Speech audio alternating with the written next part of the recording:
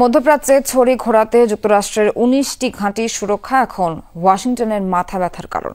Iran Israel সংঘাত শুরুর পরই এগুলো নিরাপত্তা ঘিরে তৎপরতা দেখা গেছে। এবার ইরানের সরাসরি মার্কিন হামলার পর ধারণা করা যায় একেবারে হাত গুটিয়ে বসে থাকবে না তেহরান। এরই মধ্যে কড়া হুঁশিয়ারিও দিয়েছে তাদের রেঞ্জের মধ্যেই রয়েছে মধ্যপ্রাচ্যে অবস্থানরত ৪০,০০০ মার্কিনী ও সেনা ঘাঁটিগুলো। স্টে সেফের ডাবল লেয়ার প্রোটেকশনই পিরিয়ডের হেভি ফ্লোর দিনগুলোতে আমাকে রাখে নিরাপদে। Stay safe. ভূমধ্যসাগর উপকূলে সিরিয়া থেকে ইরাক হয়ে উপসাগরীয় দেশ কাতার, ওমান, বাহরাইন, কুয়েত কিংবা সংযুক্ত আরব আমিরাত মধ্যপ্রাচ্য জুড়ে নিজেদের সামরিক জাল ছড়িয়ে রেখেছে যুক্তরাষ্ট্র। ১৯৫৮ সালের জুলাইয়ে লেবানন সংকটের সময় বৈরুতে কমব্যাট ট্রুপস পাঠানোর মধ্য দিয়ে মধ্যপ্রাচ্যে সেনা মোতায়েন শুরু করেছিল যুক্তরাষ্ট্র। একে একে ঘাঁটি গেড়েছে অঞ্চলটির ১৯টি স্থানে। কাউন্সিল অন ফরেন রিলেশনসের তথ্য অনুযায়ী ২০২৫-এর মাঝামাঝি এসে বর্তমানে ৪০ থেকে ৫০ হাজারে দাঁড়িয়েছে মোতায়েনকৃত মার্কিন সেনার সংখ্যা। স্থায়ী এবং অস্থায়ী দুইভাবেই সামরিক অবস্থানের নেটওয়ার্ক পরিচালনা করে যুক্তরাষ্ট্র। বাহরাইন, মিশর, ইরাক, জর্ডান, কুয়েত, কাতার, সৌদি আরব ও সংযুক্ত আরব আমিরাতে রয়েছে ৮টি স্থায়ী ঘাঁটি।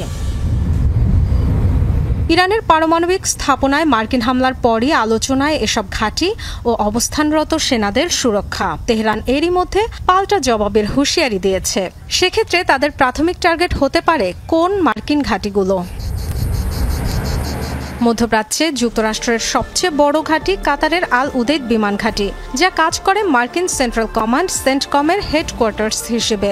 বিশ্লেষকদের ধারণা ১০,০০০ সেনা অবস্থান সম্বলিত ঘাঁটিটি হতে পারে ইরানের অন্যতম টার্গেট।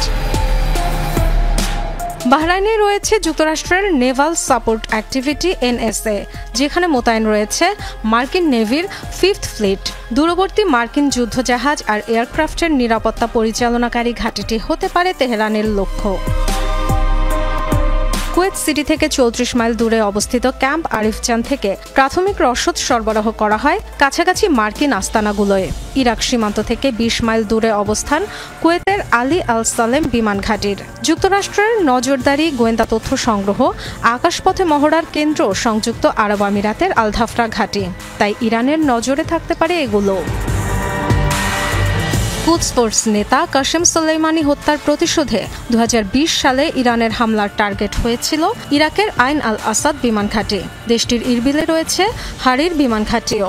কৌশলগত গুরুত্বপূর্ণ ঘাঁটি দুটিকে ধরা যায় ইরানের ক্ষেপণাস্ত্র হামলার রেঞ্জের মধ্যেই।